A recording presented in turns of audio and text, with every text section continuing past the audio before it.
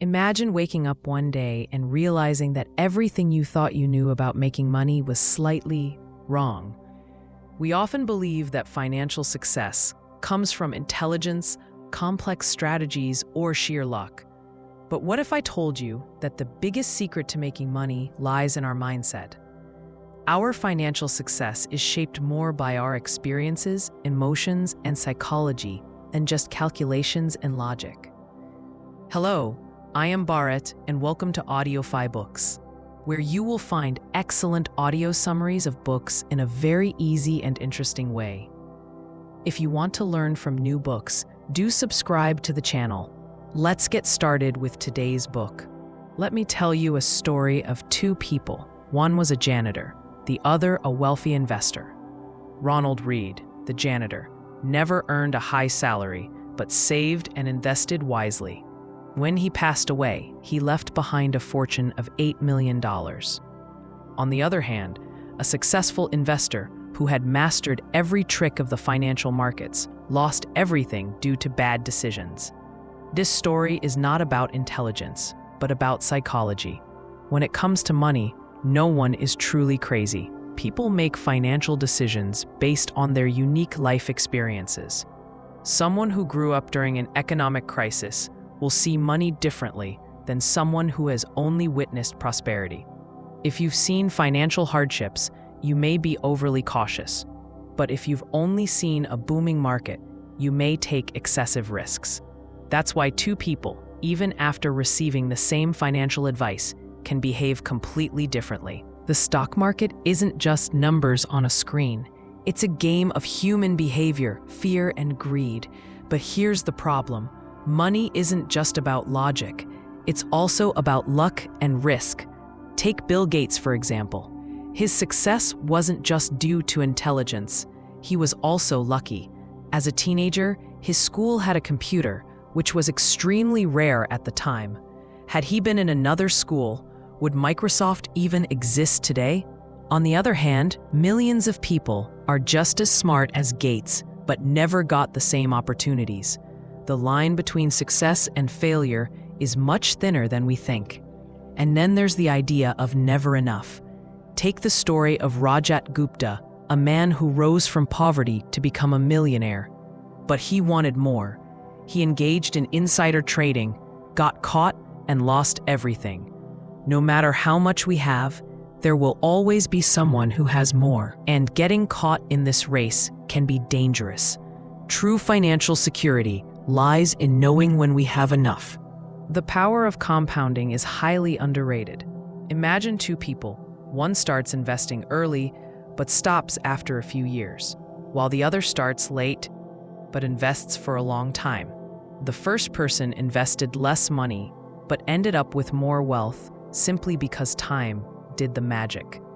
Warren Buffett became one of the richest people in the world, not just because he was a great investor, but because he started investing at a young age and let compounding work for decades. But making money is only half the battle.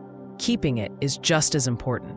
We've all heard of lottery winners losing everything in a few years.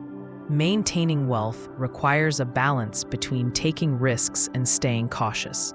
If a rich person loses humility and starts making reckless decisions, they can also go bankrupt. The key to sustaining wealth is patience and respecting uncertainty. Then comes the concept of tail events. A few big decisions that change everything.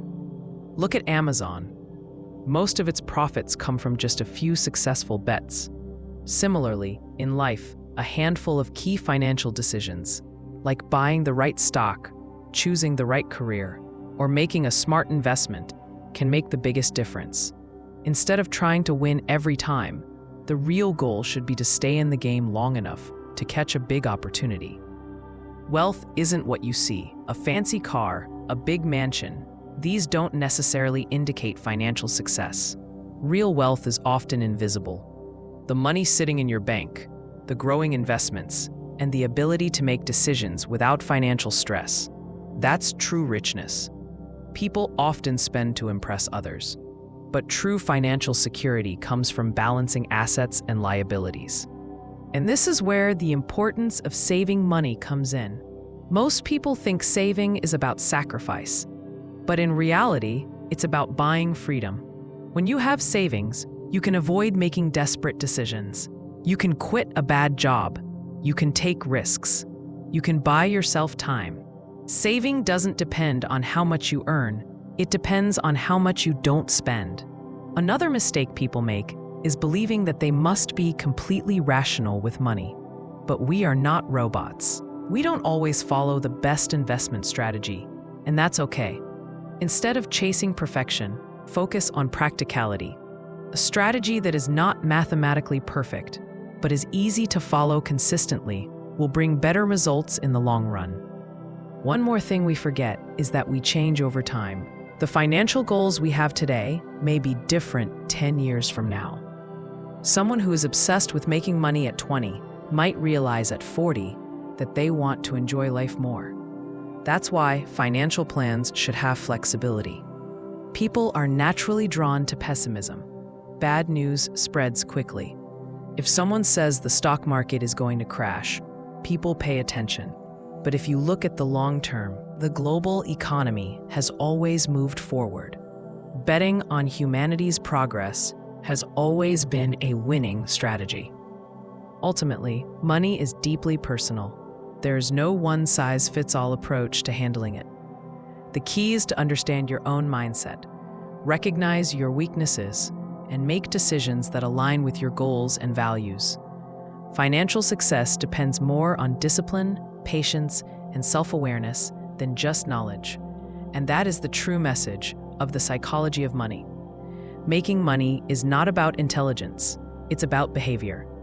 If you enjoyed this summary, don't forget to subscribe to AudioFi Books. See you next time.